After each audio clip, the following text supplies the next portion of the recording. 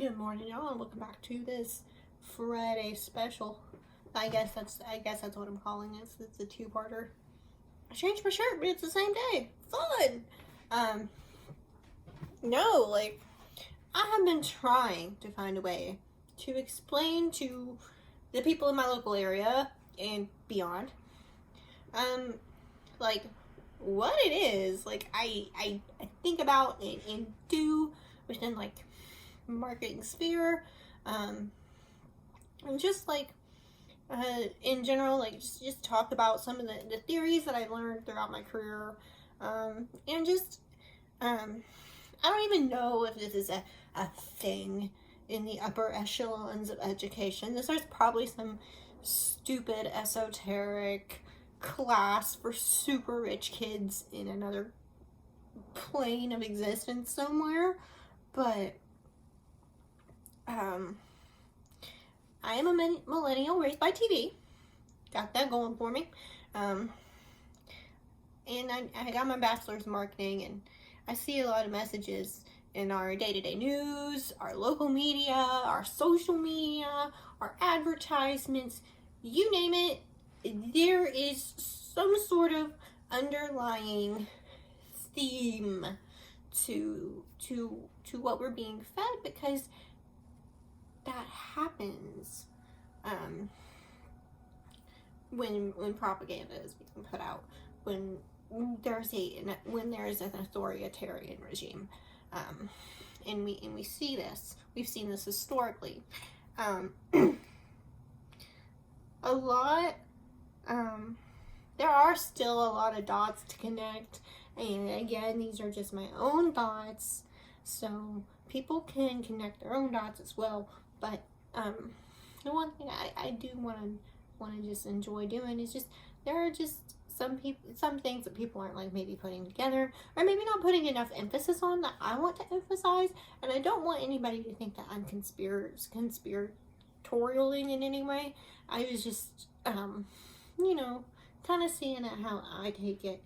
And of course, feel free to make your own conclusions and contribute them in the comments below, because I love hearing what other people have to think. And one of the things I spend time doing a lot of is just reading comments and thoughts of other people who may not want to necessarily make a channel, but their comments and interactions with the content that I see on a daily basis also open my eyes to perspectives I may not have thought of otherwise. So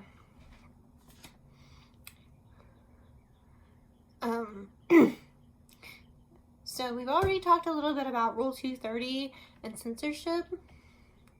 The free speech we once upon a time enjoyed online, we really don't anymore. Even if you talk about certain subjects, you run the risk of being demonetized, which to me, becoming monetized isn't the most important thing on this channel. It's about information and educating other people. At some point, I may expand my platform. Right now, I'm just on Instagram and TikTok and YouTube, obviously. I refuse to join Twitter. It's just such a hateful mess. I cannot stand it. Even for news, I will use other sources for news. I have the Apple News app. I read constantly. Like I definitely have other ways to find out about things other than Twitter, and I don't need to see the latest crazy thing Major E. Trailer Park Green has tweeted for the 50th time today. Like, it is a cesspool, and I don't want to touch it. I don't want to touch it. Like, it's like, get that away from me. Anyway, so now I don't want to encourage anyone to don a tinfoil hat, is what I'm saying. My thoughts and opinions are my own perspective growing up. I have grown up with the internet. Like, I actually remember a time when, like, everyone was like, oh my god, the internet. And, it was this thing that's completely changed the world. And I think it's so strange to be part of a generation that remembers what things were like before. Like, it was like in the before time, so watching it morph into our world, into what it has changed it into today, I think is a very unique experience for a set of people that we call millennials.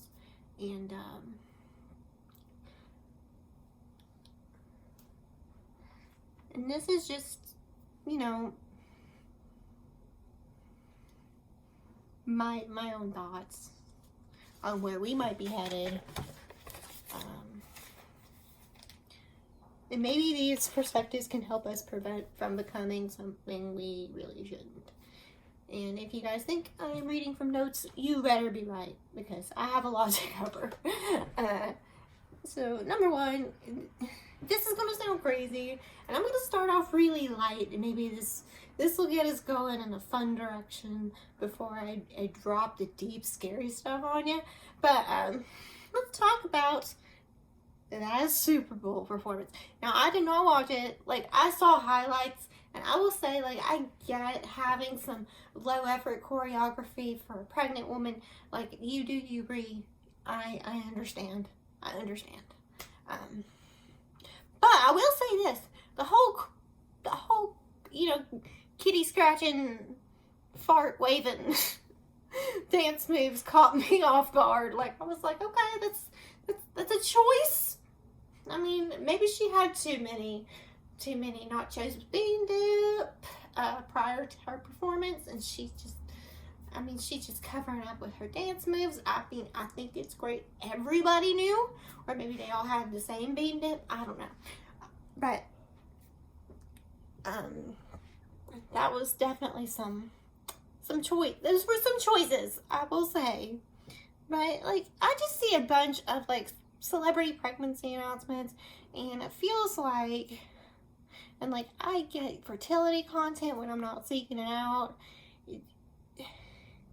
There was that whole New York Times article or Wall Street Journal article, one of the two. It's like, lonely people just need to do it. I mean, obviously the U.S. wants us to screw, because there's a lot of states that have bans on abortions, so we increase the birth rate, and they have more people that they won't hire.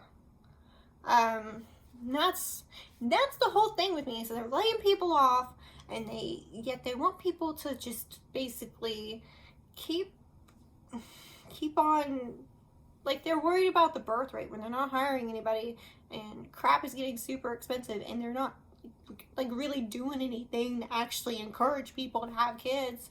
So I just don't get that whole thing. And also, they intend to go further with these abortion bans. Oh. I actually was really excited to tell you guys about this. I don't know if I'm going to make a whole separate other video about this, but I kind of ticked off a Kentucky State representative. Maybe it was her. Maybe it was her husband. I can't prove anything. All I know is spouses talk about stuff that they see on their phones. So, and I know that there are a lot of like bans of TikTok on like government phones, but like there's no, like, I don't know if that's a thing in Kentucky. I really haven't looked into that, but there was a Kentucky State representative by the name of Emily Calloway that introduced a bill to Kentucky that would define abortion as homicide. Kentucky State Attorney General David Cameron, who actually blocked Kentuckians' abortion amendment vote in November, called the proposal too extreme, and ultimately, thank goodness that didn't get anywhere close to a vote.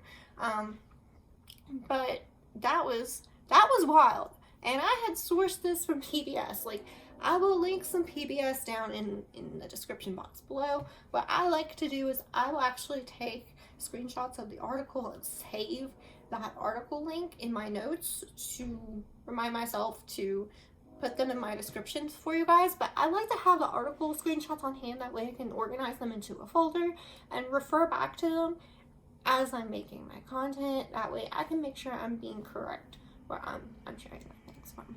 So, just want to let you guys know that's how I'm trying to keep myself accountable. Now, as always,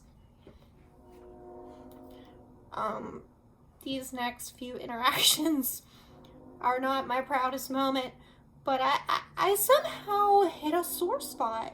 I got a comment from this guy named Calloway saying that he was gonna get me for libel and all this other stuff. And when I looked at his TikTok profile, I noticed that the woman that was in his profile picture, his wife, was actually Emily. And so she was trying to say, like, this was all to protect babies and all that other stuff. And here's my take. And this is what I don't really debate this with anybody, but the way they're projecting when they call the left murderers, okay? They're projecting when they call the pro-choice side murderers. And you know why? Because the policies that they are suggesting are actually going to get women killed. Point blank, end of story. Okay? Like, it's not cool. And I just, that's another reason why, like, I think the censorship thing is so wild, because these people can go out here and make all these medical misinformation claims. In Kentucky, there was a crisis pregnancy center that was using expired disinfectant on transvaginal ultrasound wands, you know, like the ones that they stick up inside of you. Yeah, they were using expired disinfectant, and the worst part was that disinfectant wasn't even rated to kill things like HPV, and they were using that on people. And these crisis pregnancy centers are just around free speech. They're allowed to, my religion, they're allowed to just go around and masquerade as whatever they want, and it really ticks me off, because that is going to get people killed, and they don't care. They just straight up don't care, because they have tunnel vision for, like, Jesus and babies for some reason. It's like, I get it, like, I freaking get it, but Jesus Lord, that is just, like, don't even go there with me. I will absolutely not debate the rights of a woman to her body with you. Like, you're just a murderer to me. You don't want healthy babies to live. You don't want women to live. I am absolutely appalled by how quickly they have moved the goalposts while claiming to be righteous and moral and lying to our face. And it doesn't matter what you lie to accomplish. Liars go to hell the same as murderers, you know. You can't, all sins are equal according to a lot of texts in the Bible.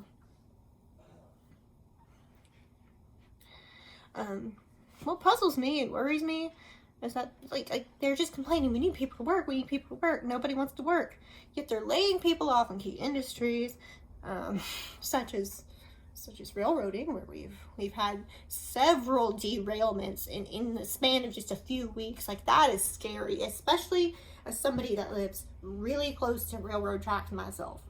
They all run through here, and they all run along the rivers. Just because that's historically how they were built. They were built next to large ports. That way they could take the crap off the boats and put them on the trains and ship them off to other crap.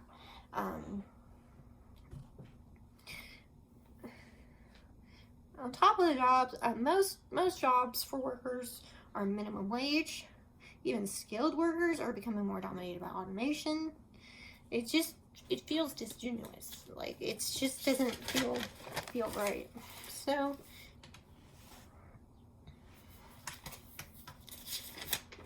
you guys ever accidentally, like, skip a page when you're typing something?